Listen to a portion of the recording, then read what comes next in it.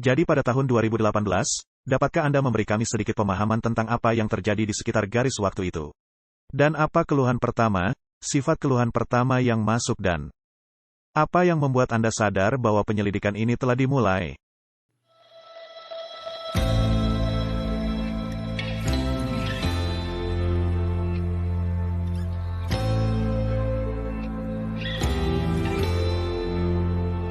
Selamat datang saudara-saudari, terima kasih telah bergabung dengan kami hari ini.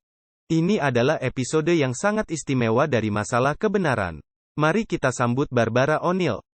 Seperti yang mungkin diketahui banyak orang, pada tahun 2018, Barbara berada di bawah penyelidikan intensif oleh otoritas kesehatan Australia karena menganjurkan pesan kesehatan yang menaruh kuasa penyembuhan di tangan individu, dan bukannya di lembaga medis atau perusahaan farmasi. Ini tidaklah berarti bahwa Barbara pernah berbicara menentang kelompok-kelompok ini, melainkan mengajari individu agar membentuk gaya hidup dan kebiasaan mereka untuk sama sekali mengurangi kebutuhan mereka akan hal tadi. Dan bisa dikatakan lebih lanjut sebagai landasan bagi semua ahli kesehatan di dunia. Jadi apa yang menyebabkan Barbara menjadi objek penyelidikan yang sedemikian ketat, sehingga dia memutuskan untuk meninggalkan negeri asalnya Australia? Apa yang akan kita temukan jika kita kembali mengulas garis waktu cerita Barbara dan mempertimbangkan semua informasi? Nah, saatnya untuk mencari tahu. Barbara, selamat datang kembali dan terima kasih banyak telah bergabung bersama kami. Terima kasih Matt dan Mackenzie. Saya senang berada di sini. Baik, saya tahu orang-orang di seluruh dunia ingin mengetahui bagaimana Anda telah berhasil mengelola dalam 2 tahun terakhir hal yang nampaknya krisis yang sangat sulit. Bisakah Anda meluangkan waktu sebentar dan memberitahu semua orang kabar Anda terakhir, bagaimana Anda, dan memberitahu kami bagaimana kabar Anda sekarang? Baik, memang merupakan suatu hal yang sangat mengagetkan bagi kami hal yang menimpa diri saya. Karena kenyataannya adalah, saya tidak tahu bagaimana suatu hal bisa menjadi kejahatan, jika memang tidak ada korban. Orang-orang yang mengadukan keluhan, mereka tidak pernah menemui saya. Mereka tidak pernah datang ke retreat kesehatan kami. Saya meyakini ini hanya sekedar beda pendapat. Tetapi apa yang terjadi adalah, bahwa pelayanan Misty Mountain masih berjalan. Tetapi saya tidak diizinkan memberikan ceramah dan saya tidak diizinkan untuk memberikan nasihat kesehatan apapun. Tetapi saya mencintai rumah saya yang di gunung. Jadi saya sekarang menjadi tukang kebun. Dan saya sungguh-sungguh mencintai kebun saya. Dan kami memiliki kebun sayuran yang fantastis sekarang. Kami memiliki tempat pembuatan kompos yang berjalan. Dan seringkali di pagi hari ketika saya mencabut gulma dan menanam bibit kecil, 2 cucu saya datang dan bergabung. Jadi saya pasti menikmati hal ini. Sementara itu, saya juga bekerja dengan juru masak kami, yang datang dari Jerman untuk bekerja dengan kami selama 3 bulan, dan dia tidak bisa pulang. Jadi dia masih bekerja dengan kami dan berpikir dia tidak ingin pulang dulu. Dia berusia 25 tahun, jadi saya bisa bekerja bersama dia di dapur selama 1 bulan. Dan membimbing dia dalam cara makan yang dilakukan di Misty. Dan saya juga bekerja sama dengan seorang perempuan yang datang sebagai pelatih kesehatan kami. Dan menasihati dan membimbingnya, dan kabar baiknya adalah bahwa Misty Mountain mendapat tamu-tamu dan berjalan dengan sangat baik. Dan kemudian kesempatan itu datang. Kami percaya itu hanya peluang kecil bagi saya untuk bisa datang ke Amerika Serikat. Segalanya sedikit mereda di Australia karena musim panas. Dan itu hanya satu titik waktu di mana saya bisa datang ke Amerika Serikat. Karena segalanya mulai longgar sekarang di Amerika Serikat. Di belahan bumi utara, karena musim panas, karena adanya kenyataan bahwa orang tidaklah banyak mengalami demam atau flu di musim panas. Jadi ketika Anda bertanya bagaimana kabar kami sangat baik. Saya kira itu adalah cara Australia yang tepat untuk mengatakannya. Ini bagus, sobat, apakah itu benar? Atau kita mengatakannya, beauty mate. Saya juga tahu bahwa Tuhan memanggil saya untuk melakukan hal ini. Itu adalah sesuatu yang saya ragu-ragukan, karena saya sangat pemalu. Tetapi saya juga tahu bahwa apapun yang diminta Tuhan untuk Anda lakukan, Dia akan memampukan Anda untuk dapat melakukannya. Juga saya bertanya-tanya, apa kira-kira rencana Allah? Atau apa yang Allah sediakan untuk saya sekarang? Apa rencana Allah bagi diri saya sekarang? Jadi saya dengan senang hati bekerja di kebun saya dan memandangnya sebagai tahun istirahat saya. Baik, siapapun yang mengenal saya tahu bahwa saya tidak berhenti berkebun, dan saya amat menikmati kegiatan berkebun. Saya mendapat banyak sinar matahari setiap harinya. Dan tentunya saya memiliki banyak waktu luang untuk mengingat dan memikirkan, kemana kira-kira Allah akan meminta saya untuk pergi. Kami sangat berterima kasih bahwa Anda bisa bergabung dengan kami. Dan kami akan membawa pemirsa melihat sedikit garis waktu dan mencoba untuk mengurangi kebingungan yang ada. Saya yakin telah ada sejumlah spekulasi yang beredar. Jadi, hal yang akan kita bahas hari ini adalah dasar buku yang telah dituliskan oleh suami Anda, Michael O'Neill, yang berjudul The Assassination of Barbara O'Neill. Di mana di dalam buku ini, Michael membeberkan secara mendetail topik yang kalian berdua hadapi dalam beberapa tahun terakhir. Dan saya pikir penting, bahwa pemirsa bisa mendapatkan sebanyak mungkin konteks. Karena saya pikir apa yang akan kita lihat adalah bahwa apa yang telah Anda alami adalah gejala dari akar masalah yang jauh lebih besar yang ingin kami harapkan untuk dicabut hari ini. Jadi, saya ingin membawa pemirsa kita ke tahun 2011. Di mana Anda, di tempat Misty Mountain, baru saja membuka tempat retreat ini. Dan saya yakin kalian baru saja membeli properti ini dan sedang berusaha merenovasinya. Bisakah Anda menceritakan mengenai properti ini, ketika Anda mendapatkannya? Bukankah ini dulunya adalah bekas sekolah tua aborigin? Jika saya mengertinya dengan benar. Itu benar. Dulunya kami berada di lembah yang berikutnya yang disebut dengan Misty Mountain. Dari situlah kami menamai tempat retreat kesehatan kami, Misty Mountain. Kami berada di lokasi ini sekitar 8 tahun. Tapi itu jaraknya 2 jam dari kota, dan Anda harus mengemudi melewati sungai dan pegunungan terjal. Dan mungkin keluhan terbesar kami adalah aksesnya. Dan lalu properti ini yang berlokasi di lembah berikutnya hendak dijual. Dan dulunya merupakan sekolah asrama aborigin. Dan Michael yang pada masa itu berusia 20-an tahun dan baru menjadi seorang Kristen, dia biasa pergi ke sana. Dan dia bahkan membantu membuat pondasi bagi beberapa bangunan. Jadi dia memiliki kenangan hangat dari tempat ini yang disebut sebagai Mirowini, sekolah asrama aborigin. Kemudian sekolah asrama ini dijual dan dalam keadaan yang sangat terbengkalai. Bukan hanya bangunannya, melainkan juga tanahnya. Jika Anda dapat membeli tanah di Australia dengan rumah yang sudah ada, ini akan sangat menghemat. Lebih ekonomis untuk merenovasi rumah daripada dimasukkan ke dalam rencana. Dan harus pergi melalui dewan untuk membangun rumah baru. Jadi itu menarik bagi kami karena bahkan ada jembatan di atas sungai, itu memiliki listrik. Itu memiliki banyak bangunan dan itu hanya 1 jam dari kota. Jadi dengan cara itu, merupakan suatu pembelian yang menarik bagi kami. Dan yang benar-benar menarik adalah di mana video Anda pertama kali mulai direkam dan ditaruh di YouTube. Dan tahun 2011 tampaknya adalah momen di mana pesan yang telah Anda anjurkan benar-benar meledak di seluruh dunia. Dan antara tahun 2011 dan tahun 2018 sepertinya semuanya berjalan cukup baik. Bisakah Anda memberitahu kami seperti apa di antara periode kemakmuran ini untuk karir Anda di dalam pesan kesehatan? Ini tentu saja adalah periode penuh kemakmuran. Kami menjalankan dengan melakukan 2 program, kemudian 1 minggu istirahat. 2 program, kemudian 1 minggu istirahat. Dan kami melakukan itu pada dasarnya sepanjang tahun sampai November. Desember, di bulan Desember staf kami memiliki liburan 4 minggu. Tetapi apa yang dilakukan ini memungkinkan saya untuk pergi dan berbicara. Jadi setiap liburan, saya akan pergi ke suatu tempat di Australia atau Fiji atau Selandia Baru dan berbicara. Kadang-kadang kami akan tutup selama 2 minggu yang memungkinkan saya untuk pergi ke Amerika Serikat dan melakukan pertemuan di sana. Tetapi kami selalu dibatasi oleh fakta bahwa saya harus pulang. Dan menjadi bagian dari program. Bisnis kami pastinya berkembang. Rata-rata 12 hingga 14 tamu per program. Dan apa yang saya pikir benar-benar memperlancar adalah ceramah yang dimuat di YouTube. Itu mungkin sekitar tahun 2014. Kami biasanya, ceramah saya difilmkan setiap 3 tahun. Jadi sekitar tahun 2014, ketika seorang pria bernama Henry. Dia punya pelayanan yang disebut Beyond Patmos. Dia meminta izin untuk mengupload ceramah di YouTube. Dan saat itulah hal-hal yang benar-benar berkembang dengan sangat pesat. Kami pada dasarnya setelah itu, kami tidak perlu mengeluarkan uang untuk iklan. Karena video YouTube melakukannya. Bahkan ketika saya sedang mengajar di kota. Jadi jika saya mengajar di kota, biasanya itu di minggu libur saya. Saya melakukannya di Selasa malam, Rabu, Kamis, Jumat malam. Dan kemudian saya memberikan ceramah Sabtu pagi membahas mengenai pikiran. Dan pertemuan itu berkembang karena mereka akan mengiklankan Barbara O'Neill. Orang-orang akan mengatakan siapa dia? Mereka akan mencarinya di Google. Menemukan ceramah saya, merasakannya dan berpikir ya itu menarik. Jadi video YouTube benar-benar baru saja membuka lapangan bagi kami. Itu jadwal yang sangat padat, 2 minggu program berjalan, 1 minggu libur.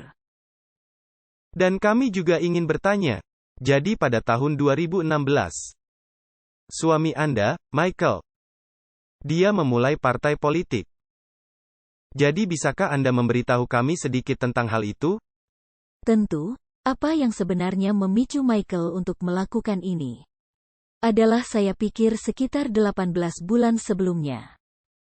Perdana Menteri Australia menyatakan bahwa jika orang tua tidak memvaksinasi anak-anak mereka, mereka menjadikannya sebagai tuntutan hukum.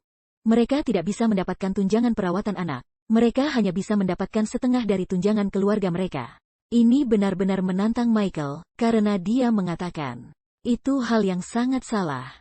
Karena uang yang datang kepada orang tua sebenarnya datang dari pajak Australia. Dia mengatakan itu sangat salah bahwa mereka telah melakukan itu. Dan setahun kemudian mereka membawa undang-undang lain. Bahwa jika seorang anak yang tidak divaksinasi pergi ke pusat penitipan anak, dan jika pusat penitipan anak itu menerima anak yang belum divaksin, akan terkena denda $10.000. Jadi Michael mengatakan kemana arah ini akan menuju? Ini sangat salah. Dia menulis surat di surat kabar. Dan dia berbicara kepada orang-orang dan saya mengatakan, setiap program, kami memiliki 2 atau 3 orang yang memiliki cerita tentang anak yang dirusak oleh vaksin. Anak sekarat karena vaksin, mungkin keponakan mereka, mungkin cucu mereka. Begitu banyak cerita. Sehingga Michael berkata kepada saya di suatu hari, saya ingin memulai partai politik. Saya ingin berjuang melawan ketidakadilan yang telah terjadi pada orang Australia. Jadi itulah apa yang terjadi, dan ketika dia mulai menyelidiki dan memulai partai, dia mendapat banyak dukungan, dia pergi ke rapat umum dan setengah dari orang-orang di rapat umum adalah ibu muda dengan anak-anak kecil mereka di belakangnya dan bayi. Dan mereka akan muncul, beberapa dari mereka menangis, mengucapkan terima kasih, terima kasih. Akhirnya seseorang membela kami. Jadi ini utamanya dimulai untuk para ibu, karena adanya mandat vaksinasi. Ya, itu benar sekali. Michael mengatakan seseorang harus berbicara.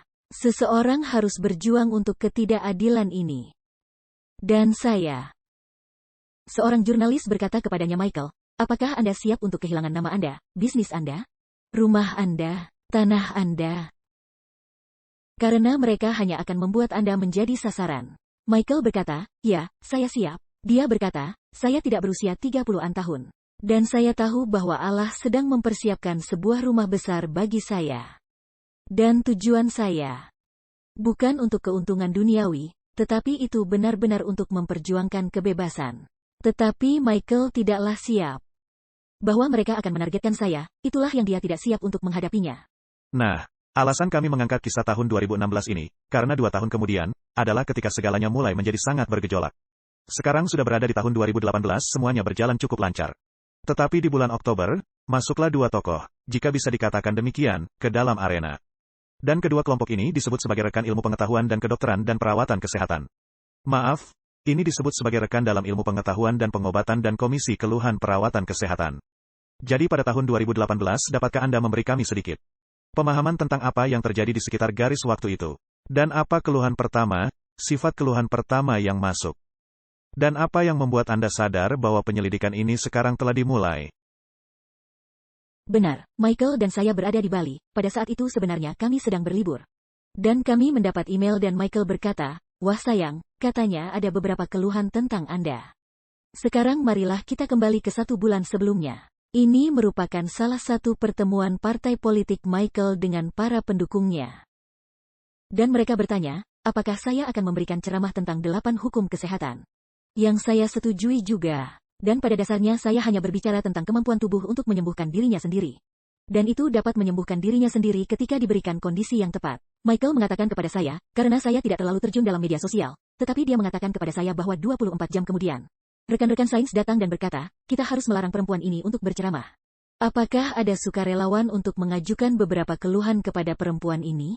Beberapa hari kemudian, masuklah beberapa keluhan. Nah, keluhan ini berasal dari beberapa ahli nutrisi di Brisbane. Dan salah satu keluhannya adalah bahwa saya menganjurkan susu kambing untuk bayi. Jika ibu tidak bisa menyusui. Keluhan lainnya adalah saya menganjurkan memasukkan sepotong apel ke dalam kantong jaring untuk dihisap oleh bayi kecil sehingga mereka tidak mendapatkan benjolan. Dan tuntutannya adalah bahwa bayi bisa tersedak kantong jaring. Ketika Michael dan saya melihat keluhan ini, kami tertawa. Kami mengatakan ini adalah sangat tidak masuk akal. Bayi telah diberi makan susu kambing untuk selama ribuan tahun. Dan terutama bayi yang memiliki alergi terhadap susu sapi. Dan Anda bahkan dapat membeli perangkat kecil dengan tas jaring di apotek untuk ibu memasukkan apel. Sehingga kami tidak menanggapinya dengan serius. Michael tampaknya memiliki lebih banyak kekhawatiran dibandingkan diri saya. Dan saya harus memberikan jawaban. Saya merenungkan kembali sekarang, bahwa mereka ingin jawaban kami menjadi studi ilmiah. Saya tidak memberikan studi ilmiah, saya pada dasarnya menggunakan akal sehat dan sejarah. Dan saya berpikir, mereka tidak senang dengan jawaban saya. Saya menyadari sekarang, dan ketika saya berada di Botswana berbicara dalam suatu konferensi pendidikan, saya mendapat email bahwa saya secara resmi sedang diselidiki. Dan karena saya secara resmi sedang diselidiki, saya tidak dapat berbicara dan saya tidak bisa memberikan ceramah kesehatan di Australia. Sementara saya sedang diselidiki, sehingga larangan ini benar-benar dimulai dari sana. Saya harus mengakui bahwa saya menundukkan kepala dan menangis karena saya menangis karena ketidakadilan. Saya pikir, saya tidak percaya bahwa mereka telah melakukan ini kepada saya. Jadi, apakah Anda mendapatkan keluhan atau kesaksian, adanya orang yang bersaksi dengan siapa Anda sebenarnya telah bekerja sebelumnya atau ini semua hanya pihak yang tidak terkait? Betul-betul pihak yang tidak terkait. Kenyataannya, saya belum pernah bertemu orang-orang yang telah mengajukan keluhan.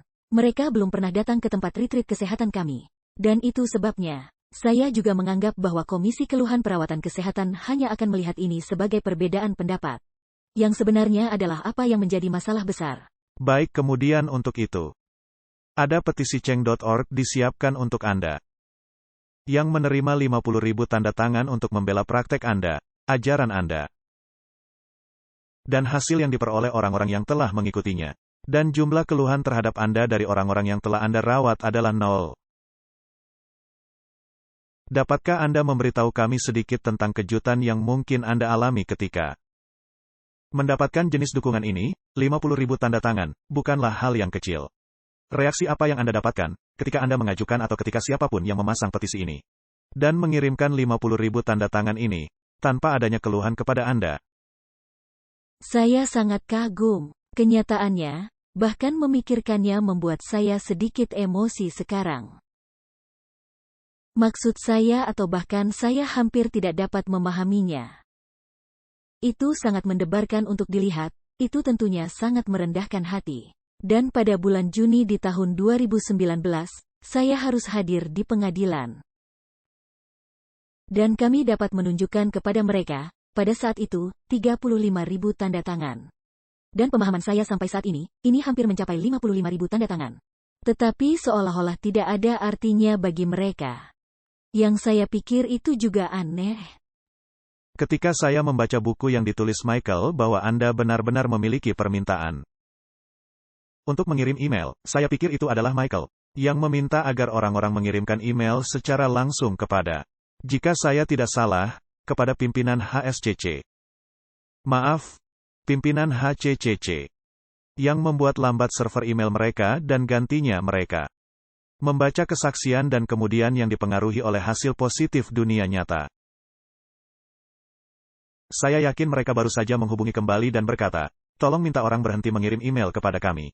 Jadi ketika mereka mengirimi saya email dan mengatakan kami dengan hormat meminta Anda menghapus email kami karena kami tidak dapat berfungsi karena email kami sangat tersumbat. Sehingga suami saya membalas dan berkata, kami dengan hormat meminta Anda mencabut larangan. Dan saya yakin itu dipenuhi dengan kepatuhan penuh. Nyatanya ini dijawab dengan tanpa tindakan atau diam. Jadi pada dasarnya ada 3 keluhan alami yang membawa Anda hingga ke pengadilan, jika bisa dikatakan demikian. Ada 3 keluhan. Kami punya satu dari komplain dari ahli diet Queensland. Untuk rekomendasi Anda yaitu susu kambing untuk bayi, yang tidak dapat meminum susu formula. Kami memiliki satu lagi komplain, yang merupakan semacam daftar tuduhan yang kacau. Dari seseorang yang mempermasalahkan beberapa pernyataan Anda di video YouTube Anda. Tentang antibiotik, vaksin dan kanker. Dan kemudian Anda memiliki semacam keluhan anonim dari kelompok yang mempromosikan vaksin. Jadi intinya apa yang kami lihat adalah 3 kelompok atau individu terpisah. Yang mengajukan keluhan bukan tentang apapun yang mereka lihat secara langsung, saksikan. Melainkan atas falsafah kesehatan yang sebenarnya bukan milik Anda sendiri. Bukankah Anda sedang menganjurkan suatu pesan kesehatan, yang memang sudah ada sejak dari dulu? Benar sekali. Saya memahami karena pekerjaan yang saya lakukan haruslah benar secara politik. Dan memang saya berusaha untuk benar secara politis. Saya berusaha untuk hanya membuat pernyataan yang dapat diverifikasi. Karena apa yang saya lakukan dan di mana saya berdiri. Saya tahu bahwa saya bertanggung jawab atas semua yang saya katakan. Saya pelajari di awal presentasi saya bahwa adalah hal yang luar biasa. Untuk dapat membawakan ceramah tanpa memakai catatan-catatan. Jadi saya tidak memakai catatan-catatan. Dan saya tidak tahu apakah ada yang pernah mendengarkan. Tetapi itu bisa sedikit menakutkan. Tetapi saya selalu berdoa sebelum saya membawakan ceramah. Dan saya meminta Allah untuk memberi saya kebijaksanaan tetapi karena saya tidak menggunakan catatan. Mungkin kadang-kadang saya tidak mengatakan hal-hal dengan cara yang benar. Apakah saya mungkin bisa bersalah karena hal itu? Tetapi, saya tidak pernah mengklaim dapat menyembuhkan, saya tidak pernah mengklaim bahwa saya dapat menyembuhkan kanker. Dan saya tidak pernah melakukannya karena saya memang tidak bisa. Tubuh sendiri saja yang menjadi penyembuh yang efektif. Tetapi hal yang mereka telah adukan ke pengadilan. Mereka mengatakan, Barbara mengatakan tubuh dapat menyembuhkan dirinya sendiri jadi jangan pergi ke dokter. Itu merupakan hal yang tidak pernah saya katakan. Dan mereka juga mengklaim bahwa saya mengatakan bahwa sodium bikarbonat dapat menyembuhkan kanker. Tetapi saya tidak pernah mengatakan itu sehingga mereka telah menyalahgunakan kata-kata saya yang saya kira adalah sesuatu yang sudah ada sejak zaman dahulu kala. Bahwa kata-kata saya telah disalahgunakan.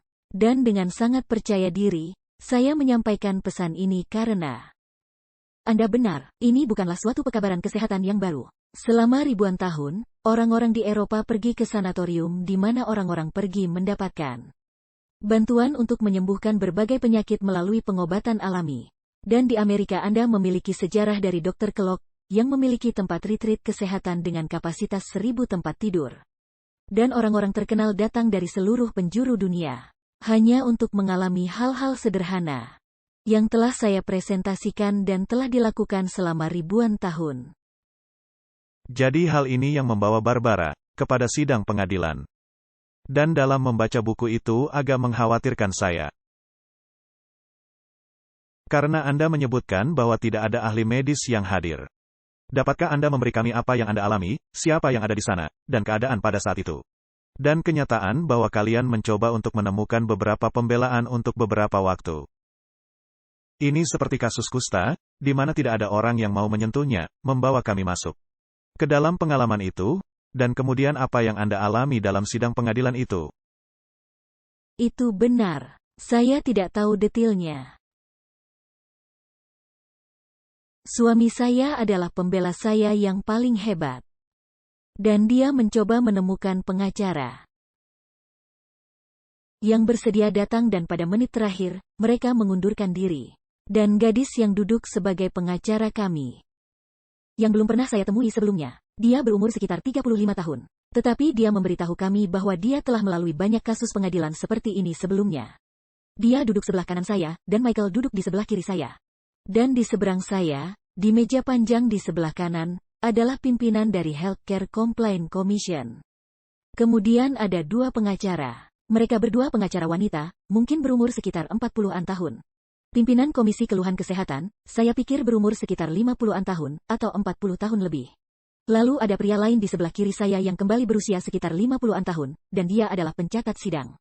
Jadi, itulah kurang lebih situasi yang ada di sidang pengadilan. Dan ketika saya duduk, dan di depan saya, Ada file yang tebalnya sekitar 2,5 inci, keluhan kepada saya.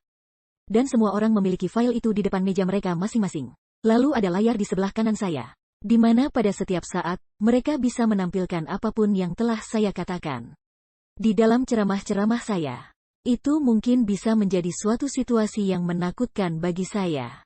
Tetapi saya memiliki iman yang besar kepada Allah. Dan saya tahu bahwa Dia tidak akan menempatkan saya melalui apapun yang tidak dapat saya atasi. Dan saya juga memiliki keyakinan bahwa saya tidak melakukan kesalahan apapun. Dan ketika Anda memiliki keyakinan itu tidak terlalu menakutkan. Jadi tidak ada ahli medis lainnya yang bisa memverifikasi.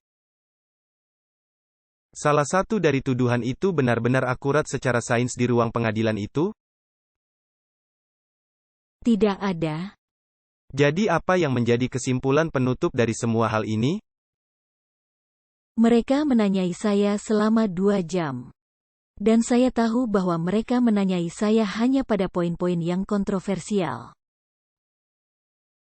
Dan salah satu poin kontroversial terbesar adalah bebat sodium bikarbonat. Dan ini adalah pembungkus, bebat, yang diberikan oleh seorang dokter Kanada kepada saya bertahun-tahun yang lalu. Dan kami telah memasukkannya sebagai bagian dari program yang dijalankan dengan sukarela oleh orang-orang untuk memerangi penyakit kanker di dalam tubuh mereka. Dan kami telah menemukan sebagai bagian dari program yang memberikan sukses sangat besar. Kenyataannya kami memiliki orang-orang yang dapat sembuh dari kanker mereka. Jadi kami tahu bahwa mereka akan menargetkan yang satu ini, sehingga mereka menampilkan di layar. Saya berdiri di sana, dan saya berbicara dan saya baru saja selesai mendemonstrasikan pembungkus, bebat, sodium bikarbonat. Nah, biasanya saya tidak pernah memperagakan hal itu, tetapi ketika saya sedang berada di Selandia Baru, dan seorang dokter Selandia Baru meminta saya untuk memperagakannya. Jadi saya mendemonstrasikannya, dia memfilmkannya, dan dia memasangnya pada YouTube. Dan saya tidak menyadari hal ini. Dan sekitar 1 tahun kemudian, seorang wanita mengatakan kepada saya dia telah melakukan membungkus bebat sodium bikarbonat ini. Dan saya berkata, bagaimana Anda tahu cara melakukannya? Dan dia berkata, kan ada demonya di YouTube. Saya berkata, benar begitu, saya tidak tahu, bahkan ada demonya di YouTube. Jadi, mari kita kembali ke situasi di ruang pengadilan. Mereka membawanya dan saya berdiri di sana. Dan saya berbicara dan ada pertanyaan dari orang yang hadir. Bisakah Anda melakukan pembebatan ini, jika sedang mengalami terapi kemo? Dan jawaban saya adalah, ini seperti memotong lengan dan meletakkan plester di atasnya memotong lengan. Dan memasang plester di atasnya. Dua hal ini sistem ini benar-benar bertentangan satu sama lain. Lalu mereka mematikannya. Dan ketika mereka mematikannya, saya langsung menghela nafas panjang untuk merasa lega. Dan saya berkata, apakah hanya itu saja? Dan saya memandangnya karena saya pikir sekarang apa yang akan dia katakan kepada saya. Dan dia berkata, mengapa Anda menguploadnya di YouTube? Saya berkata, saya tidak melakukannya. Dia berkata, siapa yang menguploadnya? Saya berkata, saya tidak tahu. Saya menduga ada orang yang telah memfilmkannya. Dia berkata, mengapa Anda memfilmkannya? Saya berkata saya tidak memilih untuk memfilmkannya. Itu diminta, agar saya mendemokannya, dan saya kira, mereka yang memfilmkannya.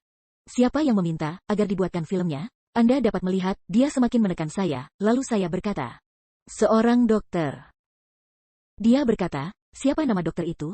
Saya berkata, saya tidak bisa memberitahu Anda. Dan dia berkata, apakah Anda menolak untuk menjawab pertanyaan? Dia sangat galak. Saya sangat kaget atas perkataannya, dan pada saat yang bersamaan suami saya memberi tanda kepada saya di bawah meja.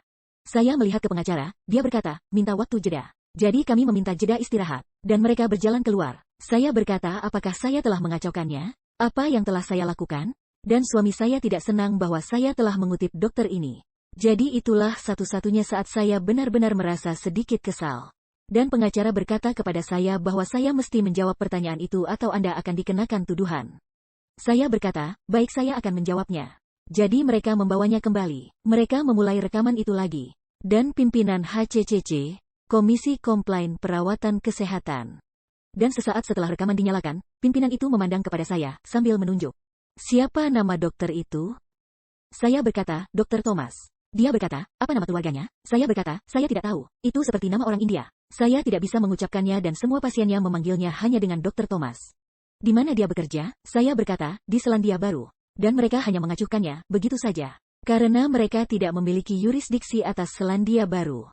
Nah, jika saja dokter malang itu berdomisili di Australia, maka pastilah dia juga akan telah diselidiki. Jadi itu, mungkin bagian paling sulit dari seluruh sidang pengadilan. Dan namun saya tidak benar-benar berpikir itu terlalu sulit. Dan saya ingin menghubungkan satu insiden lain yang saya pikir agak aneh. Tapi ini adalah satu-satunya yang mereka buat cukup besar. Dan itu seorang wanita yang telah menaklukkan kankernya dengan melakukan segalanya di tempat retreat kesehatan Misty Mountain. Dan dia menelpon saya dan dia berkata, Barbara, saya punya surat di sana dan saya tidak mengerti. Bisakah Anda membacakannya untuk saya? Dan saya membacakannya dan berkata, Elaine, surat ini mengatakan bahwa Anda telah bebas kanker. Tapi Anda tahu itu dalam istilah teknis sehingga dia tidak bisa memahaminya. Dan saya pasti telah menceritakan ini dalam ceramah yang telah direkam karena mereka membawa saya ke permasalahan itu. Dan pria itu berkata kepada saya, mengapa Anda membaca surat itu? Saya berkata, karena perempuan itu yang memintanya. Karena ini hanya dokter yang bisa membacanya. Saya bilang dia bertanya juga kepada saya. Dia berkata, bagaimana Anda tahu apa arti kata-kata itu? Dan saya berkata, saya seorang perawat, Anda belajar kata-kata.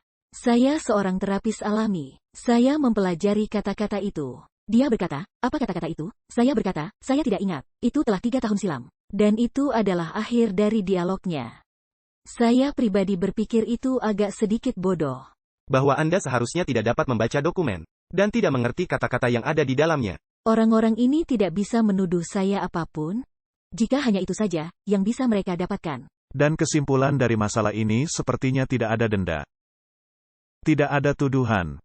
Tidak ada pengadilan di pengadilan umum. Tetapi Anda masih dilarang seumur hidup. Ceritakan kepada kami sedikit tentang ketika Anda menerima pesan itu. Jika mengulas kembali sedikit, di akhir sidang pengadilan, yang berlangsung selama 2 jam, dan orang mungkin mengatakan apa yang terjadi dalam 2 jam, mereka menanyai saya mengenai apa yang saya sampaikan dalam ceramah-ceramah saya. Dan saya juga berbicara tentang bagaimana saya menjadi seorang Kristen, anggota Masehi Advent hari ke-7. Dan bagaimana mereka memiliki pesan kesehatan, dan Ellen White yang telah sangat mempengaruhi saya dengan 8 hukum kesehatannya. Jadi saya berbicara mengenai hal-hal itu. Dan setelah selesai, Michael dan pengacara dan saya duduk di sana. Dan pengacara berkata, saya tidak bisa mempercayainya. Dia berkata, tidak ada satu tuduhan apapun kepada diri Anda. Nah, ini adalah seorang pengacara yang duduk di pengadilan yang sama berulang kali. Dia mengatakan mereka tidak punya tuduhan apa-apa pada diri Anda. Jadi suami saya berkata, apakah ini berarti Barbara akan bebas?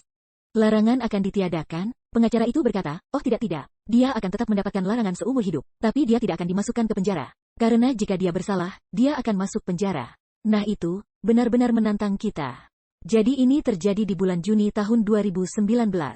Dan pastinya sekitar bulan Juli. Tahun 2019 saya berada di Fiji untuk mengajar di suatu tempat pendidikan pelatihan dan retreat kesehatan. Ini merupakan suatu tempat di kepulauan utama Fiji, dan saya mendapat email bahwa saya telah menerima larangan seumur hidup dan ada tuduhan sebanyak 17 halaman kepada diri saya. Saya menangis, bahkan saya terisak-isak. Saya menangis selama 15 menit dan saya sendirian. Yang saya senang dengan kemewahan bisa berduka. Dan setelah 15 menit, saya berhenti. Saya mengeringkan mata saya. Dan saya berkata, baiklah Bapa di surga. Rencana apa yang engkau miliki untuk saya sekarang? Karena hidup saya adalah milikmu. Ketika saya pulang ke rumah, suami saya berkata, baiklah, sayangku, engkau memiliki pilihan. Engkau bisa pensiun, atau engkau bisa bekerja di luar negeri. Dan saya berkata kepadanya, saya belum siap untuk pensiun. Meskipun saya sekarang berusia di akhir 60-an tahun, saya merasa masih banyak hal yang bisa saya baktikan.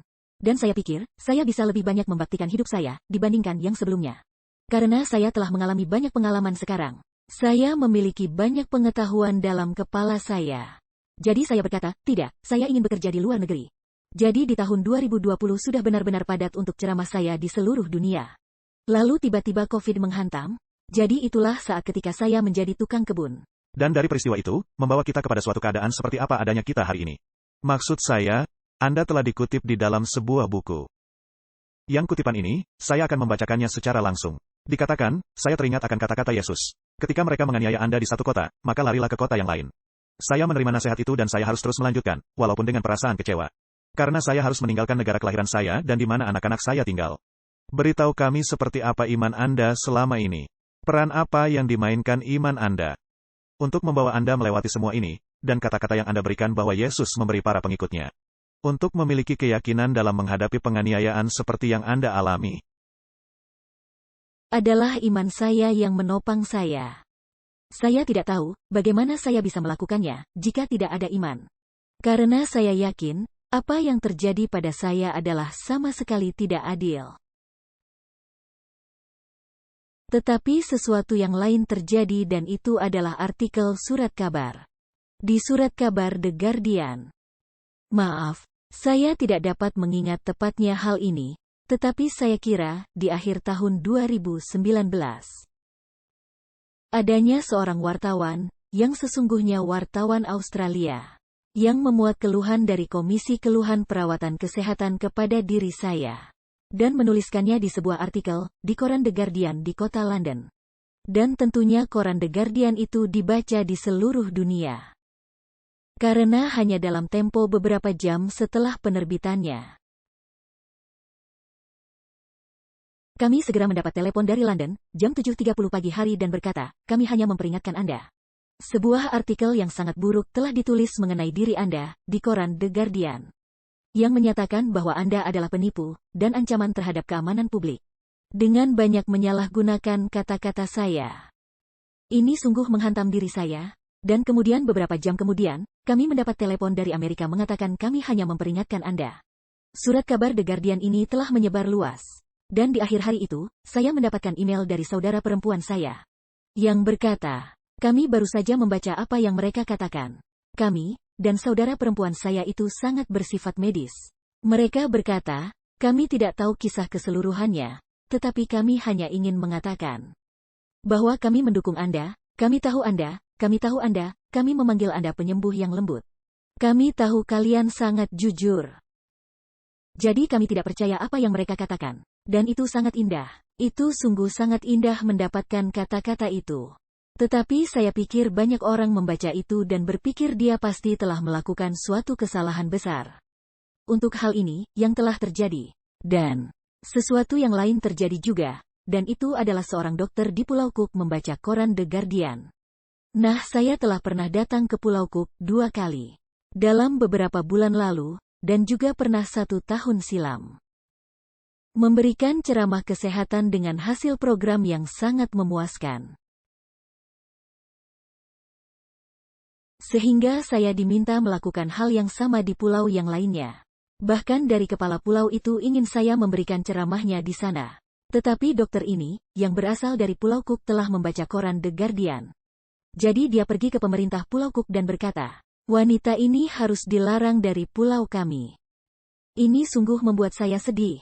Sehingga kami mendapat surat dari pemerintah Pulau Cook, yang mengatakan bahwa saya dilarang dari pulau-pulau itu. Saya sangat sedih ketika orang-orang tidak menyelidiki dan menemukan kebenaran untuk diri mereka sendiri.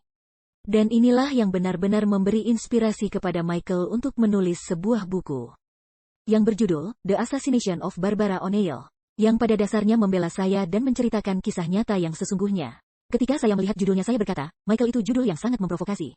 Tetapi Michael berkata, ini bagus, sampulnya berwarna merah. Lalu saya berkata, Michael kenapa sampulnya merah? Dia berkata, ini bagus, juga desain grafisnya. Mereka setuju bahwa itu perlu tegas. Jadi saya pikir buku itu merupakan suatu ilustrasi cinta dari suami saya kepada diri saya. Di mana hati saya, agak sedikit susah menerimanya. Tetapi dia melakukan hal itu. Ini juga merupakan pengertian Michael mengenai ketidakadilan yang sangat tidak adil. Yang telah dilakukan dan dia ingin melakukan sesuatu untuk melawannya. Ada sesuatu yang lain terjadi sekitar masa ini. Karena Michael ingin untuk membawa ini ke pengadilan. Dia ingin itu terungkap di pengadilan, perihal ketidakadilan. Tetapi dia berkata, saya terlalu rapuh untuk membawakan perkara ini ke sidang pengadilan. Mungkin saya kurang bisa mengatakan dengan benar. Dia mengatakan, saya kurang bisa melihat rancangan jahat, dan hanya melihat kebaikan orang-orang saja. Sedangkan dia suka mengambil pendirian karena dia melihat langsung melalui mereka. Dan dia berada di gereja lokal kami. Dan dia bertemu dengan seorang dokter di sana dan dokter, saya pikir berasal dari Rumania, negara Eropa. Dan dia berkata, Michael, saya ingin menceritakan kisah saya. Dia berkata, 30 tahun yang lalu saya melarikan diri dari negara kami karena komunisme. Australia tidak akan mengakui pendidikan saya sebagai dokter. Jadi saya melakukan 5 tahun lagi untuk diakui sebagai dokter medis di Australia. Saya bekerja sebagai dokter medis di Australia selama 10 tahun lagi. Dan kemudian ada keluhan tentang saya bahwa saya tidak cukup menulis banyak resep. Dan jadi saya menjadi target Komisi Keluhan Perawatan Kesehatan juga. Dan mereka memang melarang saya, karena saya tidak menulis cukup banyak resep. Dia bilang saya membawanya ke pengadilan tinggi. Saya kalah. Dia berkata, saya kehilangan rumah saya. Dia berkata, saya kehilangan pekerjaan saya. Saya kehilangan kualifikasi saya. Dia berkata, tolong jangan dibawa ke pengadilan. Anda akan kehilangan segalanya. Dan setelah wawancara yang dilakukan Michael dengan dokter itu, barulah dia menulis buku itu. Dan dia memutuskan untuk tidak membawanya ke pengadilan. Nah, buku ini pastinya menarik perhatian orang. Dan saya pikir itu hal yang baik karena perhatian orang-orang ditarik kepada buku ini. Dan Barbara, dia masih hidup. Berbicara dengan kami hari ini. Tapi apakah Anda tidak keberatan memberitahu kami sedikit, artikel apa yang ada di koran The Guardian itu? Saya harus berterus terang kepada Anda, ketika saya membaca koran The Guardian itu. Dan saya membuat keputusan untuk tidak membacanya. Tetapi, suami saya membacanya, siapapun yang membacanya menjadi marah. Dan itulah mengapa saya memutuskan untuk tidak membacanya. Saya adalah jiwa yang lembut. Dan saya tahu itu akan menyakiti saya. Tetapi anak lelaki saya membacanya. Dan dia menelepon saya, dia berkata, Ibu, itu semua bohong. Dan menantu perempuan saya berkata kepada anak lelaki saya, William, bukankah mereka tidak diperbolehkan untuk mencetak kebohongan di koran? Dia berkata, itulah yang mereka lakukan. Dan saya tahu ada satu situasi di mana saya salah mengutip. Ada kutipan yang saya katakan bahwa sodium bikarbonat akan menyembuhkan kanker. Tetapi seperti yang telah saya tunjukkan dengan jelas, bahwa saya tidak pernah mengatakan bahwa jika saya telah mengatakan hal itu, maka HCCC akan telah menayangkannya di layar. Ada situasi lain yang mereka kutip, mereka salah kutip. Ketika anak saya William sedang berusia 10 tahun, sebuah kail ikan masuk ke ibu jarinya. Dia sedang bermain dengan kail ikan dan kail ikan masuk ke ibu jarinya. Saya tidak bisa mengeluarkannya, jadi saya pergi ke dokter. Dan dokter memasukkan anestesi lokal ke ibu jari William. Dan sedikit melakukan sayatan, dan menarik kail itu keluar. Dan mengikat ibu jarinya tidak perlu dijahit. Ketika saya berjalan keluar ruangan, dokter berkata, apakah William telah mendapat vaksinasi yang terbaru? Saya berhenti, saya melihat kembali ke dokter, saya tersenyum. Tersenyum lebar. Yang menunjukkan percaya diri, saya berkata kepada dokter itu, anak saya telah diimunisasi secara alami. Saya seorang naturopat dan seorang perawat. Jika ada kekhawatiran, saya akan menelepon Anda, dan saya pergi dengan sangat cepat. Sekarang apa yang saya maksud dengan itu? Dan ini adalah apa yang saya katakan dengan jelas dalam pertemuan yang saya berikan. William berjalan melalui perbukitan, dia mendapat banyak udara segar, dia mendapat air segar dari taman. Dari aliran sungai gunung, dia makan sayuran yang ditanam di kebun kami, yang sangat tinggi mineral dan nutrisi. Dia pergi tidur lebih awal. Dia dibesarkan di sebuah rumah di mana dia diajari kasih Allah. Dia minum air yang cukup. Dia tidak memasukkan racun ke dalam tubuhnya. Dia tidak mengkonsumsi kafein, gula halus. Itu adalah imunisasi alami kami. Tapi apa yang telah dikutip, saya mengatakan, Anda tidak perlu membawa anak-anak Anda kepada dokter, dan ibunya tidak perlu divaksinasi. Biarkan saja anak-anak Anda berlari melewati bukit-bukit, sehingga Anda melihat bagaimana itu bisa didistorsi. Saya benar-benar membawa anak saya ke dokter dan itulah yang saya katakan kepada ibu, jika Anda khawatir, bawa anak Anda ke dokter, biar dokter yang memeriksanya. Bawa pulang resepnya dan cobalah pengobatan alami, jika tidak berhasil, gunakan resep. Tetapi saya harus memberitahu Anda bahwa saya tidak pernah harus menggunakan resep. Jadi seperti itulah situasinya bagi kami. Saya paham bagaimana saya telah disalahpahami sama sekali dalam kutipan. Dan wartawan ini tidaklah menghubungi kami untuk mengetahui kebenaran dari masalah ini. Dan saya sangat menyesal bahwa jurnalis itu melakukan hal itu, karena itu jurnalisme yang tidak jujur. Sama sekali tidak jujur. Ada hal terbaru, yang terjadi sekitar 5 bulan silam. Ini terjadi di tahun 2020 di mana saya mengatakan saya adalah tukang kebun dan juga melatih staf. Saya juga melakukan Zoom. Saya melakukan Zoom ke Afrika, saya melakukan Zoom beberapa tempat berbeda di Afrika. Sebenarnya saya melakukan seminar 21 hari tentang membesarkan anak. Saya juga melakukan Zoom ke Inggris, dan saya melakukan Zoom di beberapa tempat di Amerika Serikat. Jadi itu di tahun 2020. Jadi pasti di bulan Februari tahun 2021. Saya menerima email dari Komisi Keluhan Perawatan Kesehatan yang mengatakan, kami melihat bahwa Anda melakukan Zoom. Ini adalah peringatan terakhir bagi Anda. Terus melakukan Zoom, maka Anda akan kami penjarakan selama 3 tahun. Saya tidak berbicara dengan siapapun di Australia, saya sedang berbicara di luar negeri. Saat itulah, ketika suami saya berkata kepada saya, kami harus mengeluarkan Anda dari Australia. Australia tidak lagi aman bagi Anda. Kenyataannya, ada orang-orang yang memohon saya, Barbara hentikan saja semuanya. Kami tidak ingin Anda masuk penjara. Saya pikir penjara adalah tempat para pelaku kejahatan. Cerita yang luar biasa, dan saya pikir apa yang dikatakannya kepada kita adalah ada sesuatu yang lebih besar terjadi di sini. Ini bukan cerita eksklusif Barbara O'Neill. Ini benar-benar seperti yang kami katakan sebelumnya, gejala dari masalah yang jauh lebih besar. Dan sementara kami tidak punya lebih banyak waktu untuk meliput hari ini. Saya hanya ingin mendapatkan perspektif Anda, Barbara, tentang apa yang berubah. Dengan pesan kesehatan ini, dari saat Anda pertama kali memulai hingga saat ini. Saya tahu kita berada dalam krisis kesehatan global. Dan tampaknya semakin banyak ruang untuk pendapat alternatif, atau cara berbeda.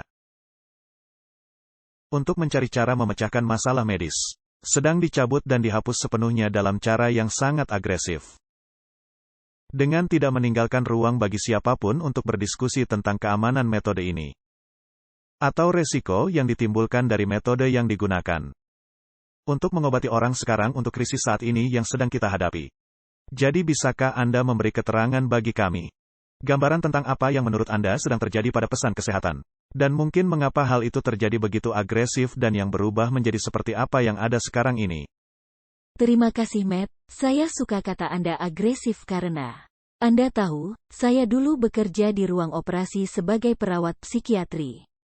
Dan pembedahan itu sungguh dahsyat. Nah, saya tidak menentang operasi pembedahan. Operasi pembedahan telah berlangsung sangat lama. Di 10 tempat berbeda, saya pikir saya akan menghargai operasi pembedahan.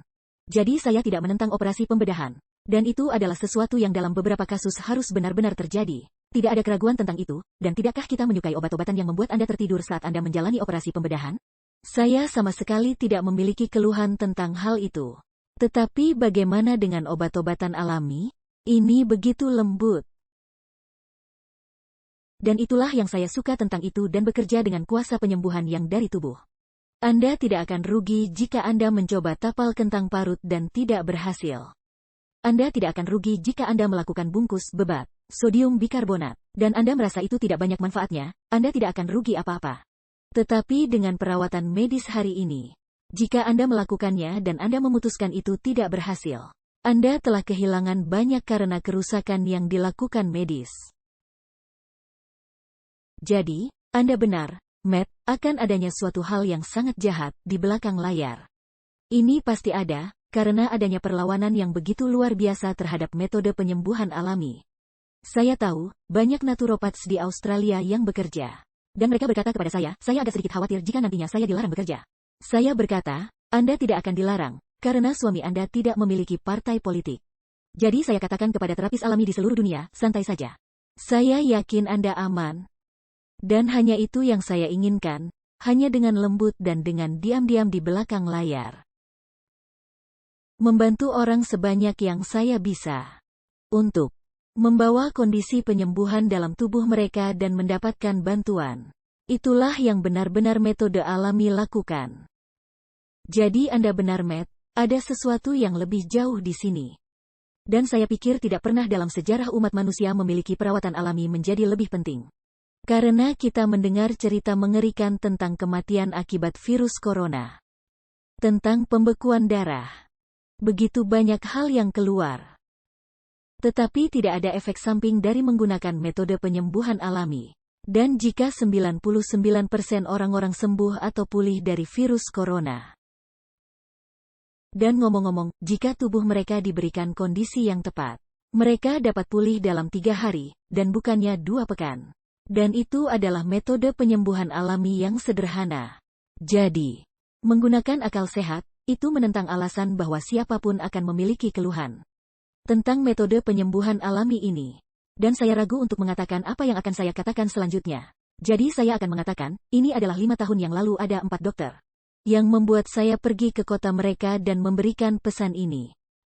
Karena mereka tahu, jika semua orang tahu apa yang harus dilakukan untuk tubuh mereka ketika mereka sakit, kunjungan pasien akan menurun drastis. Kunjungan dokter akan menurun.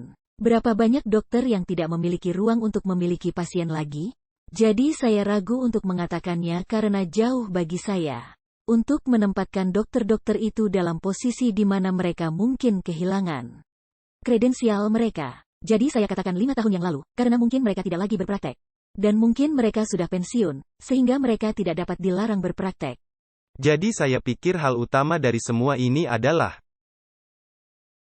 kita perlu memahami tubuh kita dan hanya kebebasan untuk memilih rute mana yang ingin kita tempuh. Apakah kita ingin mencoba metode alami tertentu dari penyembuhan alami yang membantu tubuh dalam penyembuhan itu sendiri? Atau apakah kita ingin mengambil cara konvensional, tapi setidaknya kita membutuhkan pilihan itu? Bukanlah sebuah negara bebas, jika kita dipaksa untuk menempuh jalan tertentu yang hanya menguntungkan sekelompok orang tertentu. Itu benar sekali. Saya pikir ini tepat sekali dinyatakan, Mackenzie. Dan inilah yang menjadi tujuan partai politik suami saya. Yaitu partai yang memiliki pilihan untuk hal medis, berdasarkan informasi. Perhatikan kata diberi informasi. Perhatikan kata, pilihan. Itu benar-benar sebuah partai politik yang memperjuangkan pilihan bebas. Anda lihat pemerintahan Allah adalah suatu pemerintahan pilihan. Dan itu adalah hak yang diberikan Allah kita sebagai manusia untuk dapat memilih. Jika seseorang memilih vaksin, saya menghormati pilihan mereka. Dan apa yang saya inginkan adalah rasa hormat yang kembali sama, jika saya memilih untuk tidak divaksin. Saya juga akan mengatakan, orang-orang muda di usia 30-an dan 40-an tahun, mungkin tidak mengingat tentara Light Horse.